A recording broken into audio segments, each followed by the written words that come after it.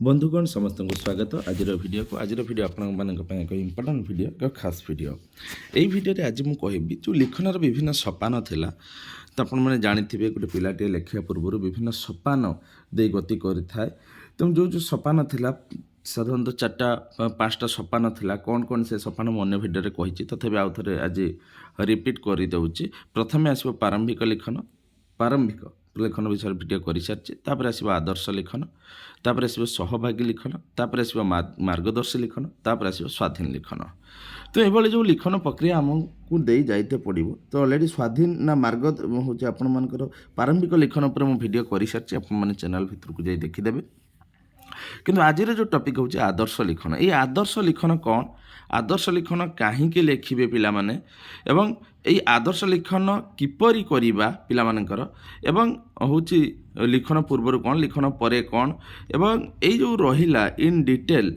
एटा शिक्षकों ପାଇଁ किछि कथा आपन ପାଇଁ किछि प्रश्न ए सब विषय मु करिबे आलोचना तेणु यह उभय शिक्षक मानक ପାଇଁ अभिभावक मानक ପାଇଁ ମଧ୍ୟ प्रयोज्य तेणु भिडियोटी को स्टार्ट करिया पूर्व कही रखुछि जदि आपण माने प्रथम थर ପାଇଁ चैनल को विजिट करूचंती बा चैनल को सब्सक्राइब करि नहंती तळे लेखाइथबा लाले सब्सक्राइब बटन को दबे सब्सक्राइब करंतु और ता सहित थवा बेल आइकन को दबे दियंतु जहाँ फल रे चैनल द्वारा प्रस्तुत प्रत्येक भिडियोर नोटिफिकेशन आपण पाखरे आगे पहुँची परिबो तो शिक्षक शिक्षयित्री बंधुगण अभिभावक बंधुगण प्रत्येक पिता मातांकर बापा माँ माने सॉरी प्रत्येक पिला मानकर बापा माँ माने मध्य एटा जानिबा निश्चित रूप से दरकारी तो चलतु आदर्श लिखन कौन आम कहवा से दिन कही आपको प्रारंभिक लिखन आज कह आदर्श लिखन तार ऊपर स्टेपटा आदर्श लिखन एपरि एक कार्य जहाँ पिला लेखिबा शिखिबा व्यवहार कराए लेखिबा शिखिबा मान लिखन स्टार्टिंग व्यवहार कराए एथिरे शिक्षक लेखिबार कौशल और प्रक्रिया उपर उदाहरण सहित पिला लेखिबा शिखाई था यहाँ हूँ मेन स्टेज जे पिलाटी लेखिबा शिखिब पिलाटी जितेबाला लेखि थाए सेतेबाला प्रारंभिक कौशल जेपरि अक्षर गठन दुईटी शब्द भितर पर्याप्त जगह छाड़ा आदि शिखाई था किंतु पिलाटी विषय पर कौन भावुची और लेखिबापाई कौन चिंता करुच्ची ताहा आदर्श लिखन लिखन समय शिक्षक पिलाटी सह आलोचना कर लेखि था तो जो आदर्श लिखन रहा सी हूँ पिलाटी विषय उपर कौन भावुची प्रथम जो प्रारंभिक कौशल अक्षर पर आप गुरुत्व देवे दुटी शब्द भितर पर्याप्त जगह देवे कि आदर्श लिखन उपर मेन टॉपिक हूँ पिलाटी विषय उपर कौन भावुची और लेखिया कौन चिंता करुच्ची ताहा आदर्श लिखन लिखन समय शिक्षक पिलाटी सह आलोचना कर लेखि था तेणु आदर्श लिखन आसन देखा कहीं पिलाटी कहीं आदर्श लिखन किपरि आदर्श लिखनटा को सी लेख आदर्श लिखन लिखा द्वारा तार कौन लाभ हम ना आदर्श लिखन जरिया शिक्षकों भाविबा और भाविकी लेखिबा प्रक्रिया को पिला देखि था आदर्श लिखन जरिया शिक्षक कौन भावुंट आ कौन भाविकी लिखुंट ताहा पिला देखती यह द्वारा पिला लिखन पर सहायता मिलता है जे शिक्षक जहाँ कहले से किसी से हिंट्स पाइले लिखन पर सहायता मिलता है लिखला बेले किपरि बामरू डाहाण को लिखा जाए अक्षर को ठीक ढंग से लिखा जाए शब्द भितर केते व्यवधान रखा उचित केउं जगार विराम चिन्ह दिज्व से सबू प्रारंभिक कौशल को पिला माने आदर्श लिखन द्वारा बुझी था ये आदर्श लिखन द्वारा पिला माने यही सब जिनसटा को बुझी था यह सहित लेखिबा बेले शिक्षकों विचार को शुणी था लेखिबा पूर्व शिक्षकों भाविबा लेखिबा पाई ढांचा प्रस्तुत और से किपरि संशोधन कर सब विषय पिला माने शिखि था तेणु मन रखते आदर्श लिखन भितर जीव कौन ना पिलाटी अक्षर को ठीक ढंग से लेखिपार कि ना शब्द हते व्यवधान अच्छा कि ना विराम चिन्ह दे पारुचे कि ना कौन लेखिया पूर्व कौन चिंता कर शिक्षक शिक्षक हूँ लेखिबा बेले ढांचा किपरि प्रस्तुत कर संशोधन किपरि कर सब आदर्श लिखन उपर जीव आदर्श लिखन जरिया पिलाटी जहाँ शिखि था ताहा से लेखिबा समय उपयोग करता है ये जो आदर्श लिखन जरिया पिलाटी जहाँ भी शिखि ताहा से कौन कर ना लेखिबा समय उपयोग कर आदर्श लिखन जरिया पिलाटी को लिखनर प्रारंभिक कौशल और उच्चस्तरीय लिखन पर प्रस्तुत कराए जे आदर्श लिखन जरिया आम कौन कर पिलाटी को ना लिखनर प्रारंभिक कौशल और उच्चस्तरीय लिखन पर आम प्रस्तुत कर फास्ट स्टार्टिंग एवं उच्च को जावाई जपरी बामरू डाहाण को लिखा जो कही विराम चिन्ह को उपयुक्त भाव व्यवहार करने ठीक भाव में वाक्य लिखा क्रम लिखा युवाक जपरी देखो ये गोटे शिक्षक लिखाई राम बापा सहित मेला बुलीगला से मेलार रामदली में बसला और आलुदम दहीबरा खाइला जो शिक्षक लिखिं युवा देखिकी पिला शिखी गोटे फटोटे आप पिक्चर जो दिखाई देखो ये तो ये आदर्श लेखनर गोटे उदाहरण क्लियर लिखुची बामरू डाहाण को लिखुची विराम चिन्ह को उपयुक्त दिखाई सेठी ठीक भाव में वाक्य लिखी क्रम लिखी शिक्षक कहीं लेखिया समय लिखनर कौशल को प्रदर्शन करते यह पिलार स्तर अनुसार करा गोटे समय समस्त कौशल प्रदर्शन कर आवश्यकता नहीं आम एका समय सब करें आम जदि बाण को बामरू डाण को आज गुरुत्व दबा कल विराम चिन्ह को उपयुक्त भाव व्यवहार करवा परदिन को वाक्य लिखा क्रम लिखा एगुड़ा एका थर के आम सब पिला शिखई पार ना तेणु आम प्रत्येक बापा माँ हूँ कि शिक्षक शिक्षयित्री हूँ से पिला गोटे पर गोटे स्टेप शिखे शिखे जी से आदर्श लिखन अच्छा ये आपंकर गला आदर्श लिखन जाणीगले कौन आदर्श लिखन क्या कहुए आ कहीं दरकारी पिलापाई बर्तमान आदर्श लिखन कारण क्या कहुए ना पिला जी सठिक भाव में लिखि शिखला से आदर्श लिखन आउ कौन पर दरकार ना तार सब लिखनर सी कौशल गुड़ाक टेक्निक गुड़ाक जान बामन डाहान को लिखा विराम चिन्ह को उपयुक्त व्यवहार करवा ठीक भाव में वाक्य लिखा क्रम लिखा युड़ाक आदर्श लिखन को किपरि करवा आम पिलामानठारे आदर्श लिखन को किपरि करवा आदर्श लिखन समय आम किसी स्वतंत्र प्रक्रिया को नहीं पार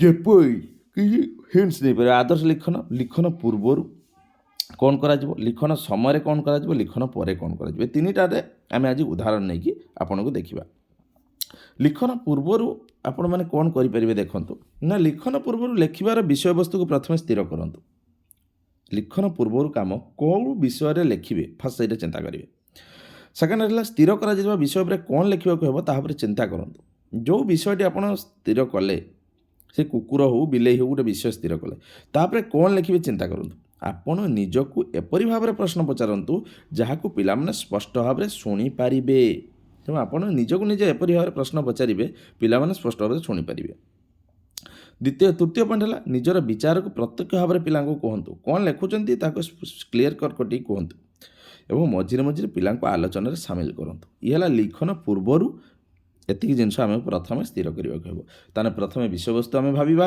विषय वस्तु कौन लिखा ताहा चिंता करवा से विषय वस्तु में निजक निज प्रश्न पचारिबा निजर विचार को प्रत्यक्ष भाव पिला कहवा मझिरे मझिरे पिला आलोचन सामिल करवा यह लिखन पूर्व देखो गोटे उदाहरण सह मुझे बर्तमान बुझाऊँ आसतु गोटे श्रेणी घर उदाहरण को देखा लिखन पूर्व एगुड़ाक मन अच्छी कि 2 दिन पूर्वर कुकुर बिले स्कूल पशि आसते हाँ मन अच्छी हो कहले देखी कौन होता कुकुर बिले को डरी जाइथिला हा हा हा हा आज भावुची से कथा पर लिखी एठार शिक्षक विषयटी को बाछिले यहाँ पिला कहले कहीकि बाछिले किंतु कौन लिखी से दिन कौन होता एठार शिक्षक निजक निजे प्रश्न कले प्रथम देखो विषयटी को बाछिले मन अच्छी कि 2 दिन पूर्वर गोटे कुकुर बिले बिले दीटा स्कूल पशि आसते मन तो अच्छी किंतु कौन हो कहले कौन देखी कौन होता कुकुर बिले को डरी जाइथिला हा हा हा हसिले शिक्षक आज हूँ से कथा पर लिखी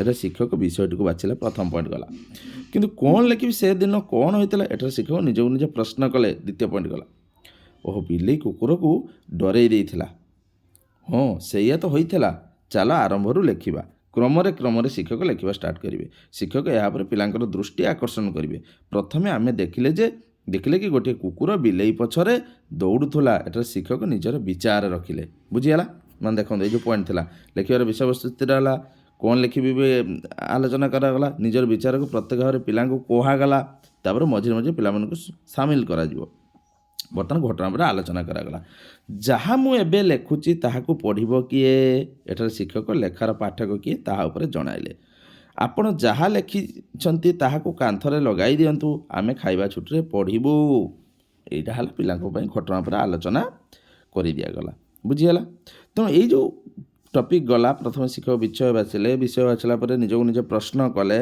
प्रश्न कलापर कौन है प्रश्न पिला स्पष्ट शुणी पारे निजर विचार को प्रत्यक्ष भाव में पिला कहले ये जो विचार को क्रम लिखे से एठार प्रथम शिक्षक निज विचार क्रम लिखा शिक्षक यहाँ पर पिला दृष्टि आकर्षण करे प्रथम आम देखिकी गोटे कुकुर बिले पछ दौड़ूला शिक्षक निज विचार रखिले तापर घटना पर पिला सहित आलोचना कले जहाँ मुझे लिखुची ताहा किए पढ़ो से आलोचना चलला तो यही 4टा टॉपिक है लिखा पूर्व अवस्था आदर्श लिखन बर्तमान लिखा समय कौन कौन कर देखो पॉइंट कौन अच्छी एटा उदाहरण सह गल बुझे लिखा समय लगातार कथा कही चलतु आप जो लिखुंट से आप कही चलतु निजर विचार पिला जनातु ନିଜେ କ'ଣ ଲେଖୁଛନ୍ତି ନିଜର ବିଚାରଟା ପିଲାଙ୍କୁ ଜଣାନ୍ତୁ। ଇଏ ହେଲା ଫାର୍ଷ୍ଟ ପଏଣ୍ଟ।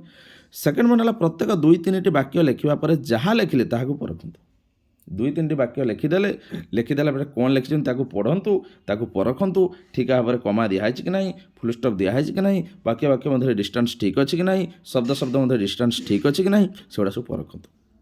ତୃତୀୟ ପଏଣ୍ଟ ହେଲା ଲିଖନର ଯେଉଁ କୌଶଳକୁ ଆପଣ ପ୍ରଦର୍ଶନ କରିବାକୁ ଚାହୁଁଛନ୍ତି ତାହା କରିକି ଦେଖାନ୍ତୁ। ଯେଉଁ କୌଶଳଟାକୁ ଲିଖନରେ ଆପଣ ପ୍ରଦର୍ଶନ କରିବେ, ହୁଏତ ମାତ୍ରା ଉପରେ ଗୁରୁତ୍ୱ ଦିଅନ୍ତୁ, କି ଆପଣ ବାକ୍ୟ ଉପରେ ଗୁରୁତ୍ୱ ଦିଅନ୍ତୁ, କି ବିରାମ ଚିହ୍ନ ଉପରେ ଗୁରୁତ୍ୱ ଦିଅନ୍ତୁ, ଯେଉଁ କୌଶଳଟାକୁ ଆପଣ ପ୍ରଦର୍ଶନ କରିବାକୁ ଚାହୁଁଛନ୍ତି ତାହାକୁ ଆପଣ କରିକି ଦେଖାନ୍ତୁ। ଉଦାହରଣ ପାଇଁ ଆପଣ ଲେଖିବା ବେଳେ ବାମରୁ ଡାହାଣକୁ ଲେଖାଯାଉଛି। ଏଇ ଯେଉଁ ବାମରୁ ଡାହାଣକୁ ଲେଖିବା ବେଳେ ଗୋଟିଏ ଶବ୍ଦରୁ ଆଉ ଗୋଟିଏ ଶବ୍ଦ ଭିତରେ ବ୍ୟବଧାନ ରଖାଯାଉଛି।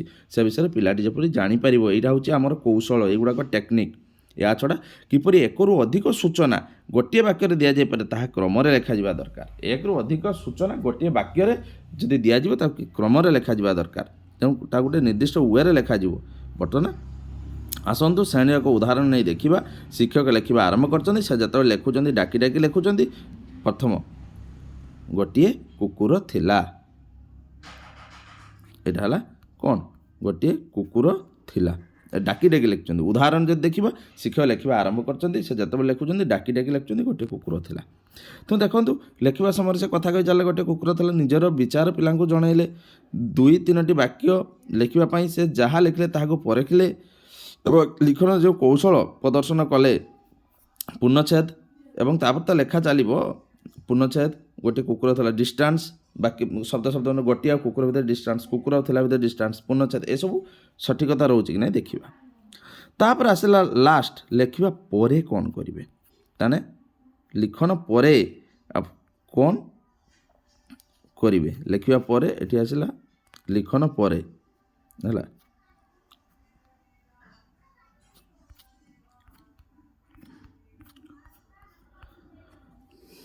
ଲେଖିବା ପରେ କିନ୍ତୁ ଆମକୁ ଏଥିରୁ ଜଣାପଡ଼ୁନି କୁକୁରଟି କିପରି ଥିଲା। ଦେଖନ୍ତୁ, ଏଇ ଯେଉଁ ଲେଖିବା ପରେ ଆମେ ଲେଖିଦେଲେ, ଆମେ ଲେଖିବା ପରେ କ'ଣ କଲେ? ଲେଖିଦେଲେ ଗୋଟିଏ କୁକୁର ଥିଲା। କିନ୍ତୁ ଏଇ ଯେଉଁ ଲେଖିବା ପରେ ଏଥିରୁ ଆମେ ଜଣାପଡ଼ୁନି କୁକୁରଟି କିପରି ଥିଲା। ଏଇଟା ତ ଲେଖିବାର ଆବଶ୍ୟକତା ରହିଛି। ପିଲାମାନେ ସେ କେଉଁଭଳି କୁକୁର ଥିଲା ଯେ ବିଲେଇକୁ ଡରିଗଲା। ମୋର ମନେ ପଡ଼ୁଛି ସେ ଗୋଟେ ଧଳା କୁକୁର ଥିଲା। ଏଟା ଶିକ୍ଷକ ନିଜ ବାକ୍ୟରେ ଅଧିକ ସୂଚନା ଦେଲେ ହେଲା। ଏଟା କ'ଣ କଲେ? ଶିକ୍ଷକ ଅଧିକ ସୂଚନା ଦେଲେ ଲେଖିବା ପରେ ଯେଟା ହେଲା। ହଁ, ଏଇଟା ଠିକ୍ ଅଛି। ଏବେ ବାକ୍ୟ ସରିବା ପରେ ବିରାମ ଚିହ୍ନ ଲଗାଇ ଦେବା ଦରକାର। ଏଠାରେ ଶିକ୍ଷକ ବିରାମ ଚିହ୍ନର ବ୍ୟବହାର ଉପରେ ଗୁରୁତ୍ୱ ଦେଲେ। ମନେ ରଖନ୍ତୁ, କୁକୁର ଗୋଟିଏ କଳା ବିଲେଇ ଦେଖିଲା, କୁକୁର ବିଲେଇକୁ ଗୋଡ଼ାଇଲା। ଶିକ୍ଷକ କାହିଁକି ଲେଖୁଛନ୍ତି ଏଟା? କାହିଁକି ଲେଖିଲେ? କୁକୁର ଗୋଟେ କଳା ବିଲେଇ ଦେଖିଲା, କୁକୁର ବିଲେଇକୁ ଗୋଡ଼ାଇଲା।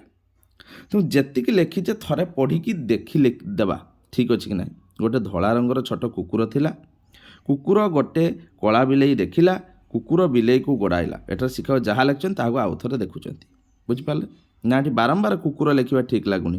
ଏହାକୁ ଠିକ୍ କରିବାକୁ ପଡ଼ିବ। ଚାଲ ଆଉ ଥରେ ପଢ଼ିକି ଦେଖିବା। ଏହାକୁ ଏପରି ଲେଖିପାରିବା, ଗୋଟିଏ ଧଳା ରଙ୍ଗର ଛୋଟ କୁକୁର ଥିଲା, ସେ ଗୋଟିଏ କଳା ବିଲେଇ ଦେଖିଲା, ସେ ବିଲେଇକୁ ଗୋଡ଼ାଇଲା। ଏଠି ଆସିଗଲା ଆପଣଙ୍କର ଅବୟ ପଦ ଆସିଗଲା। ହଁ, ଏହା ଠିକ୍ ଅଛି। ହଁ, ଶିକ୍ଷକ ଏଠି ନିଜ ଲେଖାକୁ ସଜାଡ଼ିଲେ। ତୁମକୁ ସବୁ କ'ଣ ଲାଗୁଛି?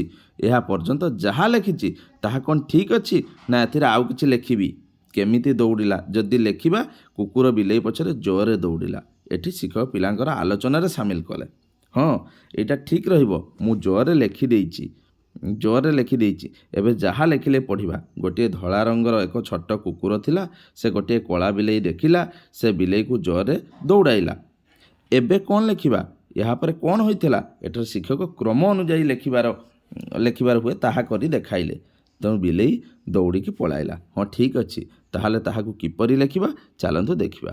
ବିଲେଇ ଜୀବନ ବଞ୍ଚେଇକି ଦୌଡ଼ିଲା। ତେଣୁ ଏଇ ଯେଉଁ ଇନ୍ ଡିଟେଲଟା ମୁଁ ଆପଣଙ୍କୁ ପଢ଼ିଦେଲି। ପ୍ରଥମ ପଏଣ୍ଟ, ଲେଖିବା ସମୟରେ ଲଗାତାର କଥା କହି ଚାଲିଲେ, ନିଜର ବିଚାର ପିଲାଙ୍କୁ ଜଣାଇଲେ। ପ୍ରତ୍ୟେକ 2-3ଟି ବାକ୍ୟ ଲେଖିବା ପରେ ଯାହା ଲେଖିଲେ ତାହାକୁ ପଢ଼ିଲେ। ଲିଖନ ପରେ ଯେଉଁ କୌଶଳ ପ୍ରଦର୍ଶନ କରୁଛନ୍ତି ତାହା କରିକି ଦେଖାଇଲେ। ବୁଝିପାରିଲେ ନା? ଏଇ ଯେଉଁ ଇନ୍ ଉଦାହରଣଟା ମୁଁ ପଢ଼ିଲି, ଗୋଟେ ଫେଜ୍ ଏଇ ଯେଉଁ ଚାଲିଲା, ଏଠାରେ ଶିକ୍ଷକ ନିଜ ବାକ୍ୟରେ ଅଧିକ ସୂଚନା ଦେଲେ। କିନ୍ତୁ ଆମର ଏଥିରୁ ଜଣାପଡ଼ୁନି କୁକୁରଟି କିପରି ଥିଲା। ଏଇଟା ତ ଲେଖିବାର ଆବଶ୍ୟକତା। ପିଲାମାନେ କେଉଁଭଳି କୁକୁର ଥିଲା, ବିଲେଇକୁ ଡରିଗଲା। ମନେ ପଡ଼ୁଛି କି ସେ ଗୋଟେ ଧଳା କୁକୁର ଥିଲା। ଏଠାରେ ଶିକ୍ଷକ ନିଜ ବାକ୍ୟରେ ଅଧିକ ସୂଚନା ଦେଉଛନ୍ତି। ଏଠି କ'ଣ ଆସୁଛି ଦ୍ୱିତୀୟରେ ସେ କହୁଛନ୍ତି ଏଠାରେ ଶିକ୍ଷକ ବିରାମ ଚିହ୍ନ ବ୍ୟବହାର କରୁଛନ୍ତି। ତୃତୀୟରେ କ'ଣ ଆସୁଛି ଶିକ୍ଷକ କାହିଁକି ଲେଖୁଛନ୍ତି ସେ ଉପରେ ଆଲୋଚନା ହେଲା। ଯେତିକି ଲେଖିଛି ଥରେ ପଢ଼ିଲେ ଏଥର ଶିକ୍ଷକ ଯାହା ଲେଖୁଛନ୍ତି ତାକୁ ଆଉ ଥରେ ଦେଖୁଛନ୍ତି ଠିକ୍ ଲେଖୁଛନ୍ତି କି ନାହିଁ। ଏବଂ ଲାଷ୍ଟକୁ ଯେଉଁ ଲେଖୁଛନ୍ତି ନା ଏଠି ବାରମ୍ବାର କୁକୁର ଲେଖିବା ଠିକ୍ ଲାଗୁନି, ସେଠି ଅବୟ ପଦରେ ବ୍ୟବହାର କରାଗଲା। ତ ହଁ ଏଟା ଶିକ୍ଷକ ନିଜ ଲେଖାକୁ ସଜାଡ଼ି ଦେଲେ ଏବଂ ଲାଷ୍ଟକୁ ଶିକ୍ଷକ ପିଲାମାନଙ୍କୁ ଆଲୋଚନାରେ ସାମିଲ କରେ। ତ ଏଇଭଳିଆ ଏଠାରେ ଶିକ୍ଷକ କ୍ରମ ଅନୁସାରେ ଲେଖିବାରେ ହୁଏ ତାହା କରି ଦେଖାଇଲେ। ତ ଏଇଭଳିଆ ସିକ୍ୱେନ୍ସରେ ଗଲା। ତେଣୁ ଏଇଟା ହେଉଛୁ କ'ଣ ଆପଣଙ୍କୁ କହିଲି, ଏଇଟା ହେଉଛୁ ଲିଖନ ସମୟର କଥା। ଲେଖିପାରିବା ପରେ, ଲେଖିବା ସମୟରେ ଏବଂ ଲେଖିବା ପରେ ଏଇସବୁ ଆଲୋଚନା ହେଲା। ତାପରେ ଆସନ୍ତୁ ଲିଖନ ପରେ କ'ଣ ହେଲା। ଥରେ ମୁଁ ତ ବଞ୍ଚାଇକି ଭୁଲ ଲେଖିଦେଇଛି କି ବିଲେଇ ଜୀବନ ନେଇକି ପଳେଇଗଲା। ତେଣୁ ଲେଖି ସାରିବା ପରେ ଯାହା ଲେଖିଲେ ତାହାକୁ ପଢ଼ିକି ଦେଖିବା ଉଚିତ। ଯଦି କିଛି ସୁଧାର କରିବାର ଅଛି ତାହାକୁ ଠିକ୍ କରିନିଅନ୍ତୁ। ଲେଖିବାର ଏକ ଶୀର୍ଷକ ସ୍ଥିର କରିନିଅନ୍ତୁ। ଶୀର୍ଷକ ଆପଣ ଲେଖିବା ପୂର୍ବରୁ ସ୍ଥିର କରିପାରିବେ। ଆସନ୍ତୁ ବର୍ତ୍ତମାନ ଉଦାହରଣ ସହ ଦେଖିବା। ଏଇ ଯେଉଁ ଲେଖି ସାରିବା ପରର ଅବସ୍ଥା ମୁଁ ଏଇଟା ଆପଣମାନଙ୍କୁ କହୁଛି। ଶିକ୍ଷକ ଯାହା ଲେଖିଥିଲେ ସେଇ ଲେଖାକୁ ଆଉ ଥରେ ପଢ଼ିଲେ। ଗୋଟିଏ ଧଳା ରଙ୍ଗର ଛୋଟ କୁକୁର ଥିଲା। ସେ ଗୋଟିଏ କଳା ବିଲେଇକୁ ଦେଖିଲା। କୁକୁରଟି ବିଲେଇକୁ ଜୋରରେ ଗୋଡ଼ାଇଲା। ବିଲେଇ ଜୀବନ ବଞ୍ଚେଇକି ପଳାଇଲା। ସେମାନେ ଦୌଡ଼ି ଦୌଡ଼ି ସ୍କୁଲ ପଡ଼ିଆରେ ପଶିଗଲେ। ଆଗରେ ବିଲେଇ, ପଛରେ କୁକୁର। ଦୁଇ ଜଣ ପଡ଼ିଆ ଭିତରେ 4-5 ଥର ଚକ୍କର ଲଗାଇଲେ। ବିଲେଇ ଚିଡ଼ି ଯାଇ କୁକୁର ସହ ମୁକାବିଲା କରିବାକୁ ଭାବିଲା। ବିଲେଇ ପଛକୁ ବୁଲି ଲାଞ୍ଜ ହଲାଇ ମିଆଉ ମିଆଉ ହେଲା। ବିଲେଇର ଏହି ରୂପ ଦେଖି କୁକୁର ରାଗିଗଲା। କୁକୁର ଡରିକି ପଳେଇଲା। ପଢ଼ିବା ତ ଭଲ ଲାଗୁଛି, କିନ୍ତୁ ମୁଁ ଭାବୁଛି ଏଇ ଯେଉଁ ବାକ୍ୟ ବିଲେଇ ଚିଡ଼ି ଯାଇ କୁକୁର ସହ ମୁକାବିଲା କରିବାକୁ ଭାବିଲା, ଏଥିରେ ଭାବିବା ଶବ୍ଦ ବଦଳେ ଆଉ କ'ଣ ଲଗାଇଲେ ଭଲ। ତ ଶିକ୍ଷକ ସବୁ ପିଲାଙ୍କ ସହ କଥା ହେବା ପରେ ଏଇ ଡରୁଆ କୁକୁର ଶୀର୍ଷକ ରଖିବା ପାଇଁ ସ୍ଥିର କଲେ। ଏ ବିଷୟଟା ନାଁ ରଖିଲେ ଲେଖାଟାର ଡରୁଆ କୁକୁର। ତେଣୁ ଏଠି ଶିକ୍ଷକ ପିଲାଙ୍କ ସହ ମିଶି ଶୀର୍ଷକ ସ୍ଥିର କଲା, ତାର ମୁଖ୍ୟ ପଏଣ୍ଟ। ଶିକ୍ଷକ ଲେଖିବା ପରେ ପିଲାଙ୍କୁ ପଢ଼ିକି ଶୁଣାଇଲେ। ସେଇ ଲେଖାଟିକୁ ସେ ଚାର୍ଟରେ ଲେଖି କାନ୍ଥରେ ଲଗାଇଲେ। ତେଣୁ ଏଇ ଯେଉଁ ଆସିଲା 3ଟି ଅବସ୍ଥା, ଗୋଟେ ଲେଖିବା ପୂର୍ବରୁ, ଗୋଟେ ଲେଖିବା ସମୟରେ, ଗୋଟେ ଲିଖନ ସମୟରେ, ଆଉ ଗୋଟେ ଲେଖିବା ପରେ। ଆପଣ ଦେଖିଲେ ଗୋଟେ ଜିଷ୍ଟ ଉପରେ କିପରି ଆରମ୍ଭ କରାଗଲା। ଗୋଟେ ଉଦାହରଣ ସହ ମୁଁ ଆପଣଙ୍କୁ କହିଦେଲି ଲିଖନ ପରର ଅବସ୍ଥା କ'ଣ। ଲେଖି ହିସାବରେ ଯାହା ଲେଖି ତାକୁ ପଢ଼ିକି ଶୁଣାଇଦେଲେ। ଅସୁବିଧା ଅଛି ତାହାକୁ ଠିକ୍ କରିନେଲେ। ସୁଧାର କରିବାର ଅଛି ଶୀର୍ଷକ ସ୍ଥିର କରିନେଲେ ହେଲା। ବର୍ତ୍ତମାନ ଶିକ୍ଷକ ପାଇଁ କିଛି କଥା। ଗୋଟିଏ ପାଠର ସମସ୍ତ କୌଶଳକୁ ପ୍ରଦର୍ଶନ କରିବା ଆଦର୍ଶ ଲିଖନର ପରିପନ୍ଥୀ ଅଟେ।